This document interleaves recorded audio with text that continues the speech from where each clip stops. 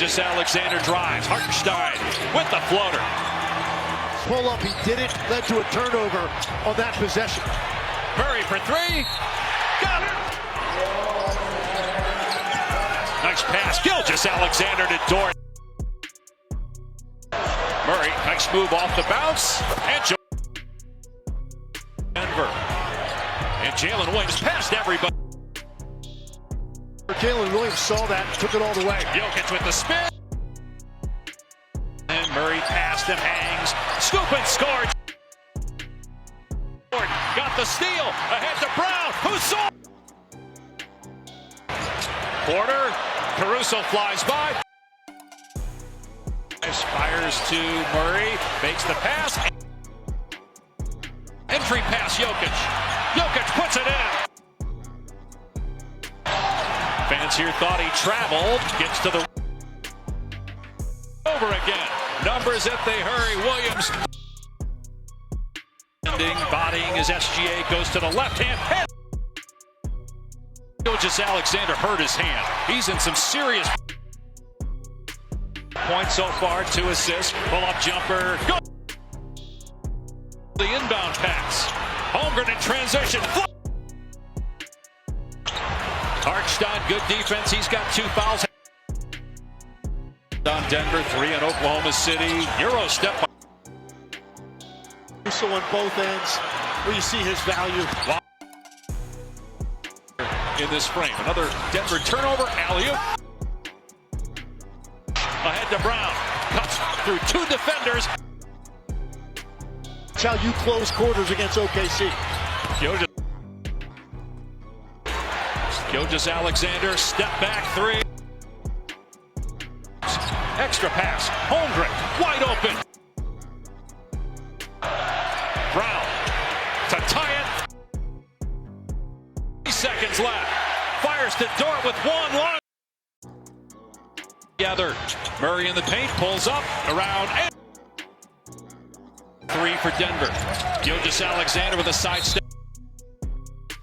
Shot attempts, 5 points. Jokic in the paint, going.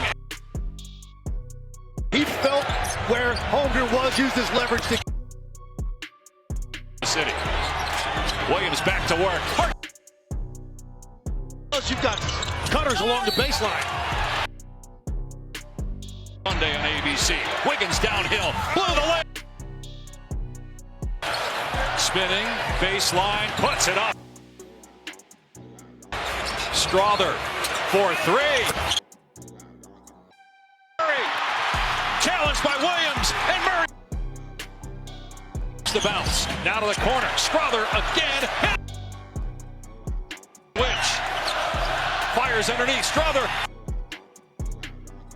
At 9 in a game in this playoffs. 3. Strawther takes it to the cup. Westbrook. 0 for 3 here in the quarter. Just 2. Jokic rested the first 4 minutes and 7 seconds. Which would be an Oklahoma City Sunday. Jokic up. Home floor. If they can't mount a comeback. 3-pointer Caruso. Jokic, oh, what a pass! Backing him down, looking to move him out of the way. Strawther. Numbers for the Thunder. SGA to the. Holmgren driving, going right at Jokic. 6-point game. Westbrook attacking. Wing. Gilgeous-Alexander gets the. In the heart of Denver, where the air is thin and the stakes are high, the Nuggets faced a crucible. Trailing 3-2 in the Western Conference semifinals against the Oklahoma City Thunder, Game 6 was not just a match, it was a reckoning. The Ball Arena, a cauldron of anticipation, bore witness to a narrative rich in drama, resilience, and the indomitable human spirit. The Thunder, a youthful ensemble led by the mercurial Shai Gilgeous-Alexander, had been the architects of their own ascendancy. With a 68-win regular season, they embodied the vigor of a team unburdened by the weight of history. Their style, fluid, audacious, and unrelenting, had positioned them as the vanguard of a new era. Conversely, the Nuggets, seasoned and scarred, stood at the precipice of elimination. Nikola Jokic, the cerebral maestro, had been a beacon of consistency, his performances a testament to the alchemy of intellect and instinct. Yet, the specter of inconsistency loomed, and the absence of head coach Mike Malone added a layer of complexity to an already intricate tapestry. As the game commenced, it was evident that this would not be a mere contest of skill, but a battle of wills. Jokic, ever the fulcrum, orchestrated the offense with a blend of subtlety and precision. His 29 points and 14 rebounds were not merely statistics but brushstrokes on a canvas of redemption. Each pass, each pivot, was imbued with purpose, a silent defiance against the encroaching abyss.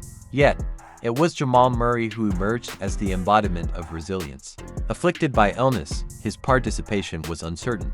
However, in a performance that melded grit with grace, Murray tallied 25 points, 8 rebounds, and 7 assists. His movements, though measured, were deliberate, each drive to the basket a testament to fortitude over frailty.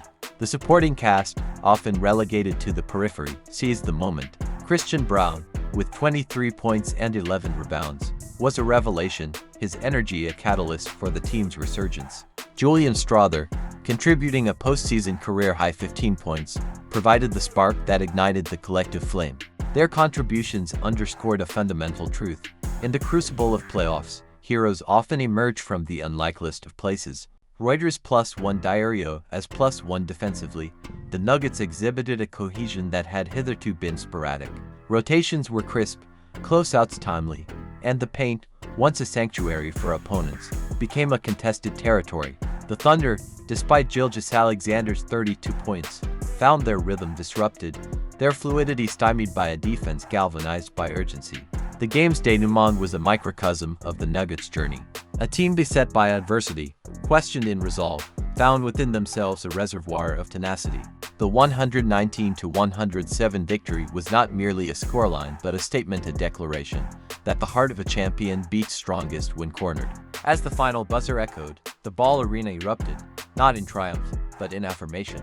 Affirmation that belief, when coupled with action, can alter destinies. The series, now tied, heads to a decisive Game 7 in Oklahoma City, a fitting stage for a saga that has transcended sport to become a testament to the human spirit. The series now balanced on a precarious 3-3 wire marches onward, dragging with it not only battered bodies but something far heavier, narrative. A Game 7 is not merely the final act of a playoff drama, it is the closing aria in an opera where the baritones bleed and the sopranos scream. And as the Oklahoma City Thunder prepare to host the Denver Nuggets for the ultimate showdown, all eyes disbelieving, hopeful, desperate fixate on the fragile myth of control. Let us return, for a moment, to Game 6, not to its statistics, those shallow cousins of meaning, but to its undercurrent. Nikola Jokic, the basketball bard from Sombor, Serbia, moved not like a man but like an idea. Gravity immune, logic agnostic, his 29 points, 14 rebounds, and 5 assists would, in lesser circles, be heralded as Herculean. But for Nikola, it was another day at the philosopher's office. He pondered geometry like a monk, solved equations with wrists and breath. The Thunder, meanwhile, found themselves out of sync, not tragically, but poetically. Shai Gilgeous-Alexander, ever the swan gliding across a frozen lake, scored 32 points with elegance so pure it could soften stone. And yet his efforts, like snowflakes on a battlefield, dissolved upon contact with Denver's collective will. His every drive toward the basket seemed to whisper, "Where are you, friends?" And often, the reply was silence, or worse, Aaron Gordon. Oh, Aaron Gordon. A man built like the answer to a question no one dares to ask. While not statistically dominant, his defensive presence haunted the Thunder's passing lanes like an unpaid ghost. His denial of space, his rejection of movement, these were not basketball plays, they were counter-theses in a philosophical debate about freedom. The Thunder wanted to roam. Gordon said no. And then there was Jamal Murray, the martyr with sneakers. Plagued by illness, his face pale, his body rebellious, he nevertheless authored 25 points, 8 rebounds, and 7 assists. He played not for glory, but because glory had packed her bags and was halfway to the airport. His stepbacks lacked lift but overflowed with rage. His floaters kissed the rim like apologies. Every point was carved out of chaos with a trembling hand. One of the others, Christian Braun, whom no one had penciled into the headlines, became an exclamation point, 23 points and 11 rebounds, achieved not with elegance but with sheer, bricklayer intensity. He didn't play basketball so much as he disrupted its natural flow like a bear in a ballet. And Julian Strother, sharp as a whispered rumor, added 15 points and a presence that reminded us, the bench is not a tomb, but a chrysalis. But what changed? What tilted the scales so dramatically that the 68-win Thunder looked like candlelight in a wine tunnel? Defense. That ancient, uncivilized concept that basketball commentators mention as an afterthought suddenly became Denver's frontispiece. No longer content to trade buckets like gentlemen at a garden party, the Nuggets trapped, contested, and clawed. They shaded SGS drives like curtains drawn on a tragic play. They rotated with the fury of misunderstood saints. And above all, they remembered what losing felt like. The Thunder did not play poorly, they played unfinished. Every action hinted at brilliance, every possession a sketch of a masterpiece. But in their youthful exuberance lay the fatal flaw, belief that the next quarter would fix the last. Denver, meanwhile, played like men who knew this was the last quarter of their lives. Coach Malone, notably absent due to suspension, cast a long shadow from afar. His fingerprints, if not his voice, were all over this one. The strategy was sober, the rotations ruthless, the emotional barometer stable, and in his absence, the Nuggets discovered a truth only adversity can reveal. Leadership is not a person, it is a pact. Now, the chessboard resets for Game 7. In Oklahoma City, the crowd will scream not for blood but for confirmation. Confirmation that youth can triumph over experience, that speed can outpace wisdom. The Thunder will wear their uniforms like prophecies. And Denver, they will arrive as survivors, not guests. Jokic will not chase legend, he will conduct it. Murray will lace his shoes not with laces but with resolve. And us, we will watch. Not because we expect clarity, but because we crave uncertainty. Game 7 South are cruel, binary, and brutal, but in their cruelty lies purity. One team will ascend, the other will scatter. And in the middle of it all, beneath the lights, above the noise, between the sweat and the scripture, a ball will bounce and the world will pause. In the cathedral of Game 7, nothing echoes louder than inevitability. Oklahoma City loud, restless, hopeful to the point of mania welcome Game 7 not as a basketball match, but as a revelation. And yet, revelations are cruel things. They do not arrive when you are ready. They arrive when the gods are bored and need to remind mortals who, precisely, writes the script. From the opening tip, it was clear. The Nuggets did not come to play, they came to conclude. Nikola Jokic, bearded prophet of spacing and post-ups, opened the game with a pass so delicate it required velvet gloves. The ball floated through a keyhole only he could see, landing in the hands of Aaron Gordon, who finished it like a carpenter nails the final board to a coffin. The message was immediate. This would not be a night of improvisation, but of judgment. Shai Gilgeous-Alexander tried, oh, how he tried. A man with the face of a poet and the gait of a jazz solo, he poured in points like wine into a leaking cup. But the cup, dear reader, was cracked by Denver's defense, which closed like a novel you thought would end differently. Every step Shai took was shadowed. Every pivot met not air, but arms. He finished with 28 points, which is a lovely number in any context except this one. Josh Giddey looked lost, not on the court, but in time. His passes were thoughtful in an era that demanded violence. His drives were too polite. And as Jamal Murray unleashed another three, wobbly, unwell, but true, it was clear that aesthetics would not save the Thunder tonight. Only war would, and war they got. Bruce Brown, a man who plays as if he just got bad news, turned every loose ball into a personal insult. Christian Braun once again emerged from anonymity like a side character stealing the show. He hit corner threes as if auditioning for a different, more prestigious franchise. And every time Oklahoma City dared rise from their seats, Jokic would tap the brakes with a touch pass, a fadeaway, or a stare. But what, then, of the crowd? That 18,000-strong choir of believers, dressed in thunderous blues and stormy whites. They cheered. They prayed. They screamed as if lungs could manifest outcomes. But Denver answered them not with sound, but with silence. A quiet, total silence, the kind that creeps into rooms after heartbreak. You could hear it under every rebound Jokic collected. You could see it in the shoulders of Mark Daigneault, whose clipboard now looked less like a tactical device and more like a resignation letter. In the fourth quarter, when all illusions had been stripped away and only truth remained, the Thunder ran fast, furious, frantic.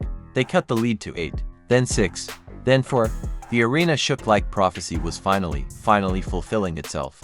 And then Jamal Murray, a man more bandaged than body, hit the step-back three so smooth it could have been set to jazz. That was the dagger. Not because it pushed the score out of reach, but because it said, "We are older. We are meaner. We are not afraid of Game 7 South." Nikola Jokic finished with a triple-double, 27 points, 13 rebounds, 11 assists. His stat line is already engraved somewhere in stone. But numbers are liars, and they betray the weight of what he did. He slowed the game to a crawl. He bent the will of defenders like gravity bends light. He did not beat the Thunder, he dissolved them. And so it ended. The buzzer rang like a church bell. The crowd stood not in anger, but in mourning. The Thunder, young and dazzling, had discovered the cost of greatness, timing. They had everything but it. And Denver had just enough. They move on, not triumphant, but unbroken. Jokic walks into the tunnel with a towel on his shoulders and 18,000 questions at his back. Murray limps behind him, still sweating out whatever illness tried to stop him. And the bench, once maligned, once doubted, walks with the pride of men who have seen the abyss and asked for seconds. Oklahoma City will return. They must. They are too talented, too driven, too poetic not to. But tonight, they learned that mythology is not granted in Game 5 South or 6 South. It is forged in Game 7 South by men who play with fear, carry pain like a second jersey, and still, somehow, make the shot. And us, we exhale, we blink, we say, wow. Then we check the schedule and wonder what comes next. Because the curtain has fallen, but the play, it never really ends.